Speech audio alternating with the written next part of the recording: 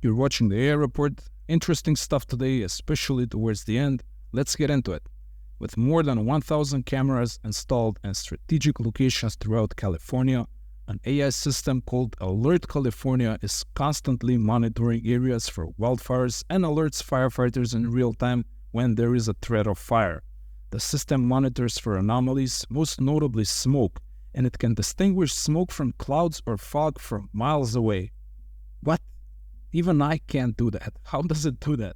In the last few months, the system has sounded the alarm 128 times, 20 minutes before a call to the fire department has been made, and it has been correct 77 times. That's 77 early fires detected at a critically early time. This is what I call a clear win for AI. I can't really think of any downsides here.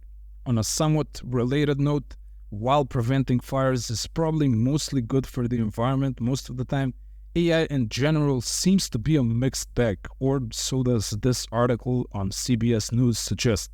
Besides fighting wildfires, AI can be used to further understand our impact on the environment, improve the efficiency and sustainability of pretty much every system we have by analyzing vast amounts of data and extracting really valuable conclusions, monitor climate change and measure it better, conserve water, track biodiversity, optimize power grids, and even recycle better. However, that doesn't come without a price. For starters, the raw materials needed to produce all the AI hardware can be harmful for the environment, and training large language models and having users use them is also an issue potentially.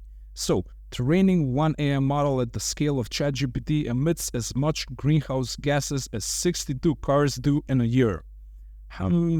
Okay, I think this is actually worth it. In fact, this whole argument barely makes any sense now.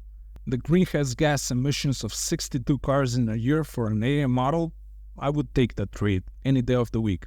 We probably have close to 2 billion vehicles today. 2 billion. 62 cars for an AI model is pretty cheap, actually, environmentally speaking, since it's not like every random dude out there trains their own AI model. In fact, there are probably less than a few hundred LLMs at the scale of ChatGPT right now.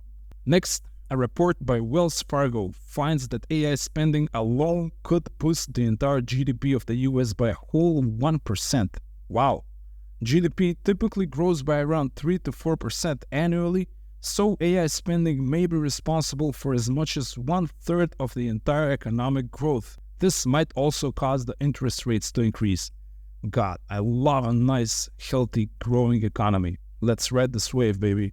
Next, AI Mind is an initiative led by the Oslo University Hospital that uses AI to predict people at a higher risk of developing dementia. The algorithm looks at EEG scans of the brain and is being trained on the data of 1,000 people with mild cognitive impairment. Okay, from now on, I think I will only let you know when we don't have amazing developments in AI healthcare. We will save some time that way. Great stuff here. Moving on, the Germans will double their public funding budget for AI and spend almost €1 billion over the next 2 years and try to catch up with the US and China. Seriously, Germany? Not even a billy? That barely buys you guys a seat at the table. Microsoft alone invested $10 billion in OpenAI, and you can't even spare a tenth of that? To be fair though, that's just private investment. The US government itself has only invested $3.3 billion in AI research, so yeah, in comparison, Germany is spending adequately possibly, since its population is about 4 times smaller than the US, and also the euro is still a bit stronger than the dollar, so yeah, sehr gut. Still, I would encourage the Germans to splurge a bit on AI. Germany, I know you guys are rational and economical and diligent and all of that, but you're practically carrying the entire European Union on your back. Live a little. Spend some money on some cool new toys. And finally, a great article on the blog lifescomputation.com. I will leave a link to it in the description. I really recommend you try and read it. The author makes a good argument on why even the current state-of-the-art LLMs can't be considered intelligent if we accept the definition of intelligence to be the ability for general problem solving, which is a pretty good definition probably. Essentially, problem solving requires thinking, and thinking requires time, often even undetermined amounts of time, and this is really important. Large language models today are based on the transformer architecture that only predicts the next token of its response in fixed time. That's why LLMs can't be capable of truly thinking, which means they won't be able to work on a whole class of important problems. They can't be considered general problem solvers, which is why they can't be considered intelligent. If you want to tickle your brain, I encourage you to go through this article. It involves a little bit of basic math and some logic, nothing too scary, and you will probably gain a new way of thinking about AI.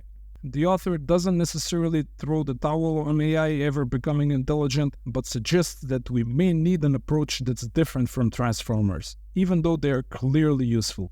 If I had to dumb it down, I would probably say that current LLMs seem like they have a very high amount of verbal intelligence. I've seen analogies suggesting that the way humans use language may even be similar to the way LLMs use language.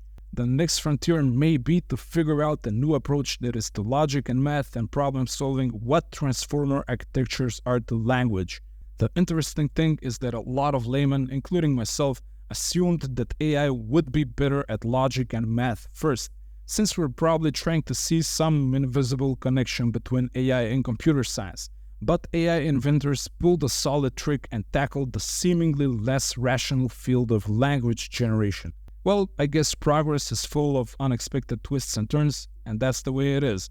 That was the AI Report. Like and subscribe for more unexpected twists and turns, and I will see you tomorrow.